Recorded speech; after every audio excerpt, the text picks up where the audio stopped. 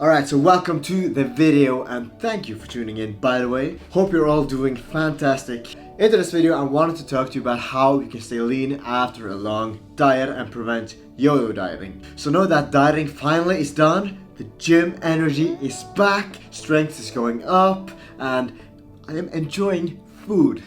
But the main topic of the video is how can you prevent getting fat again after a long diet, which is pretty much a struggle for most people when coming off of a diet and trying to get back to normal. So the question is, how do we keep all the shredness, all the leanness, and how do we keep all the work from being wasted? Alright, so before we jump into it, we have to know exactly what happens after a diet. And first of all, your metabolism is pretty much cooked.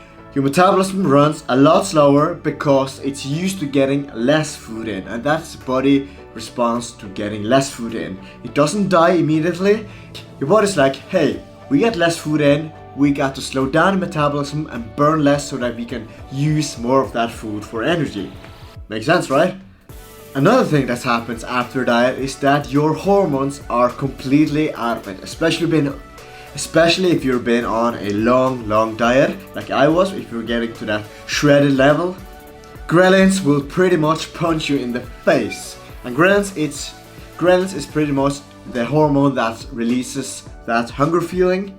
That's pretty much the body's way to scream out at you that it wants food.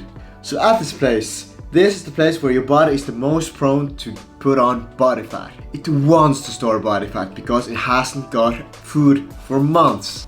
It's only been living off of excess body fat. Now it wants more food. It's basically the survival instinct of your body. It thinks that you're on a deserted island and you just discovered some food and it wants to store it for later. And since this is the area that you are most prone to put on body fat, this means that you could literally reverse the whole diet in a matter of weeks. You could even put on more body fat that you started out with. And me, naturally, I am a very big eater. Like, I don't have any problem whatsoever to eat over my maintenance calories, even when I'm bulking and even when my metabolism is in check. But it's even harder for me now that the diet is done. I could eat like 3 burgers, 2 fries, 1 milkshake and 1 ice cream and still be hungry. I would be full, but I would still crave more. Like, it's literally like my body won't stop until it's completely full, and until it has that discomfort. It's pretty much what your body wants. It wants to feel like very full and almost uncomfortable. So what I've done in the past is that when coming off a diet, I would just celebrate the diet, huge cheat meal, and then I would just jump straight back into bulking because that's what I wanted to do. I wanted to put on solid amounts of muscle mass. But in a matter of 2 or 3 months, I would just quickly as fuck gain back all the fat that I had when I started out the cut. Because in order to optimize muscle building, I have to be in a caloric surplus. When I jump back into the bulk immediately after that, I would gain tremendous amount of fat, but then I would just continue bulking, which will lead to inevitably more fat on top of that already. So I almost turned out to this, like, I wasn't like huge in terms of muscle mass, but I had a lot of body fat. I almost turned out to be I went from lean to like skinny fat almost. Because I hadn't recovered the muscle mass from the diet, but I had put on solid amounts of fat in the process. But last year I did something that was a little bit better. Yes, I went on a festival straight after diet, which is not a great idea because on a festival you will get shitloads of calories in that recovery phase, in that prone time where your body is the most sensitive to put on body fat.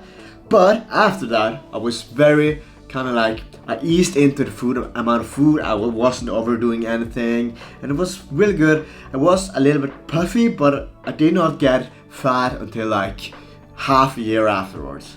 So this year I want to do it differently. I want to minimize fat gain, especially in the time where I'm the most prone to put on body fat, and this is how you can do it as well. So first of all, we have to speed up the metabolism. That's the first thing.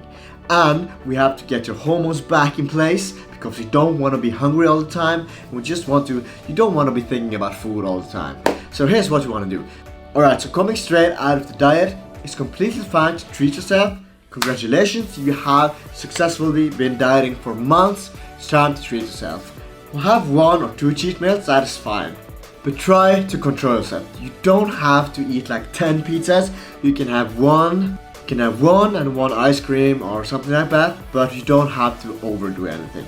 Try to control yourself as much as possible, but treat yourself as well. But what I would recommend doing afterwards is do a kind of like a recovery phase or recovery diet, call it whatever you want, but you don't want to go straight back to your old routines and old food amount. You want to take it easy, and what I would highly suggest is go back to maintenance levels. And since your metabolism have slowed down, you probably have a new maintenance level of calories, and what I would highly suggest to do is just bump up 500 or 600 calories from where your lowest calories point is, and then take it from there. Stay there for at least a month so that your metabolism and your hormones can get back to normal as possible. Stay there for a month and just take it from there. 500 to 600 calories will probably be around your new maintenance levels. It doesn't have to be accurate, but that's a good number to start with. And if you're like me, who has done a lot of cardio deep into your cut, you should probably just don't completely cut out all your cardio, because that will equal a lot of calories that you were supposed to burn. So try to ease off the cardio as well. Next is pay attention to your weight. In the beginning, you will put a solid chunk of weight on in the beginning, which is expected, but that shouldn't be more than 2 to 5 pounds. And after that, and after your recovery phase, you shouldn't be gaining more than half a kilo or even half of that again every week. Or even none, because most of that will probably be fat anyways. And try to think long term. You don't want to rush into that bulk. Try to ease as slowly as possible into it. Minimize the amount of weight gain that is going to happen, because you will gain muscle mass over the course of the next year, but body fat you can put on a lot, almost unlimited. You have to almost think that you can put on unlimited. Alright, so what food to eat on a recovery phase? Try to track your macros or take a break from it if it's a very big hassle for you. But the most important thing is to try to stick to low calorie dense foods, because that food will be the most food that fills you the most up and will keep you satisfied, because you won't be eating as much as you were before you started this cut. At some point in your diet, you ate the same amount of food that you were going to eat now in the recovery phase. So in order to not feel like you're dieting again, you should definitely eat low calorie dense foods that will fill you up. But the most important thing is to eat foods that you truly enjoy, and foods that you are used to getting in on a regular basis on normal times. This will be much easier to stick to, and it will require less psychologically and willpower to continue with. And if you truly enjoy food, you won't binge and you won't fall off and you won't crave bad food. Foods that I eat on a diet or coming out of diet, every time I make sure that I enjoy the food. People ask me all the time, how do you stick to a healthy diet? And the key is, I'm enjoying the food.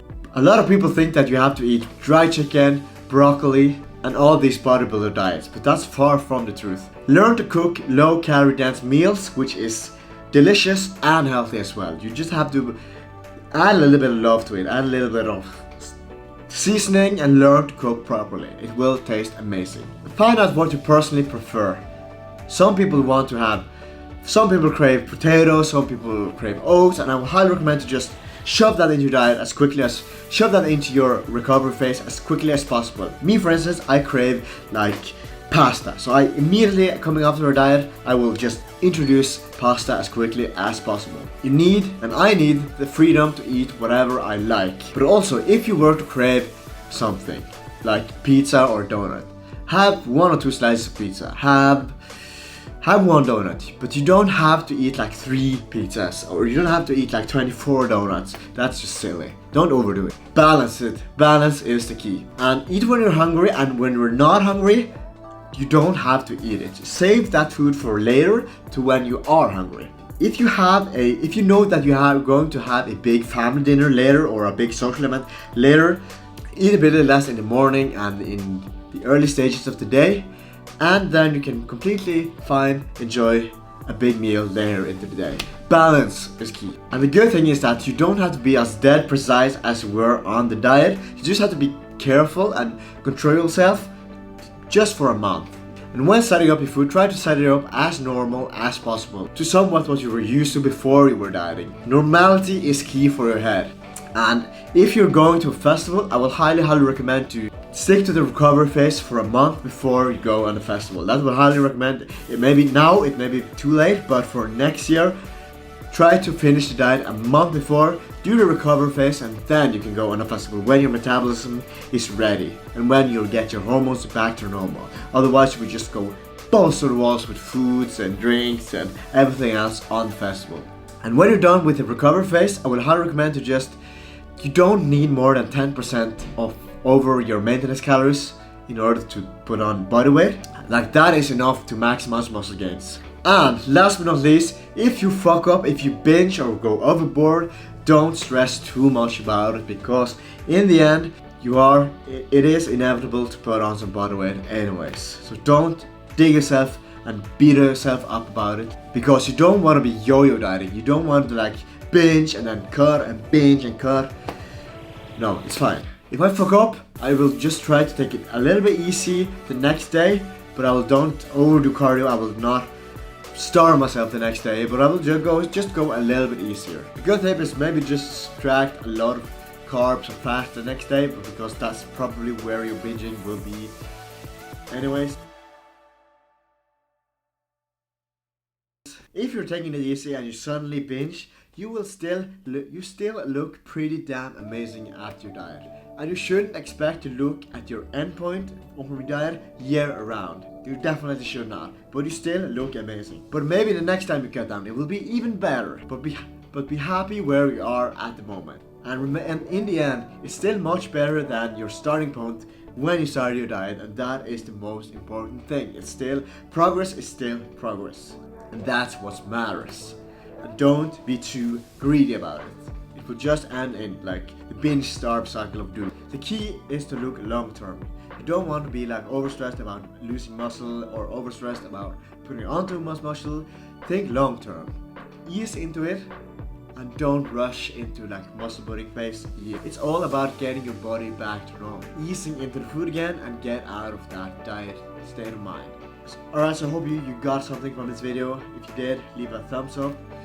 Comment down below if you have any questions, and I will see you in the next one. Peace!